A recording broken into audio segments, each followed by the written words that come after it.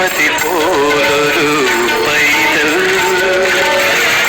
പന്തളമന്നൻ എടുത്തു വളർത്തി പർവ്വത മുകളിലിരുത്തി. നേരം വെളുത്തിട്ട് എത്ര നേരമായി ഒരു ചായ കിട്ടാന്ന് വെച്ച ഈ വീട്ടിൽ അകപ്പാടൊരു ചൊവ്വാഴ്ചയാണ് അവധി കിട്ടുന്നത്. ബാക്കി 6 ദിവസം കടയിൽ കിടന്ന് കട്ടിങ് ഷേവിങ് കട്ടിങ് കിടന്ന് ഉഴുതും അറിയാം. ചൊവ്വാഴ്ച ദിവസം വീട്ടിൽ സമാധാനത്തോടെ ഇരിക്കുമ്പോൾ അന്നൊരു ഗ്ലാസ് ചായ കിട്ടുമെന്ന് പറഞ്ഞാൽ അത് ഈ വീട്ടിൽ ഇതുവരെ കിട്ടിയിട്ടില്ല. ഇത് കേൾക്കുമ്പോൾ നിങ്ങളോർക്കും ബാക്കി 6 ദിവസം ചായ കൃത്യമായിട്ട് കിട്ടുന്നുണ്ടെന്ന്. ഇല്ല, ഒരിക്കൽ പറഞ്ഞ 7 ദിവസം ചായ ഇല്ല. എന്തോ എന്തോ എന്തോ ഓ പ്രാസവം പിടിച്ച് വിളിയാക്കാൻ ആൾ കഴിഞ്ഞിട്ട് ആളുള്ളൂ. ഇങ്ങനെ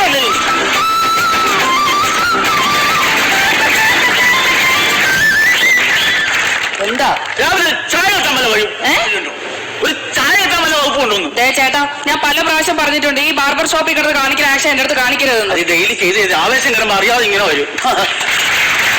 അത് ഞാൻ ചോദിച്ചിട്ട് ചായ കിട്ടാൻ വല്ല വഴിയുണ്ടോ? വഴിയുണ്ട്. എന്നാ അത് പറ.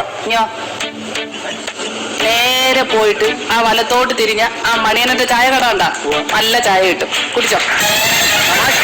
അല്ല, കോമഡി പറഞ്ഞു. എന്റെ പൊന്നു മനുഷ്യ, അടുക്കളയിൽ ഒരു സാധനമില്ല, അരിയില്ല, മല്ലിയില്ല, മുളവില്ല, ഉപ്പില്ല, ഒരു സാധനം ഇല്ല. ഇല്ല ഇല്ല ഇല്ല എന്റെ പൊന്നു ബിന്ദു, നിന്റെ വായിൽ നിന്ന് ഉണ്ട് എന്നൊരു വാക്ക് കേട്ടിട്ട് എനിക്ക് കണ്ണാച്ചാ മതി. എന്നാ ഞാൻ ഉണ്ടെന്ന് പറയാം. അത് പറ.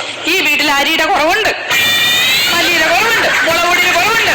എന്തിനു പറയുന്നത്? ബാങ്കിൽ 1 ലക്ഷം രൂപയുടെ കടമുണ്ട്.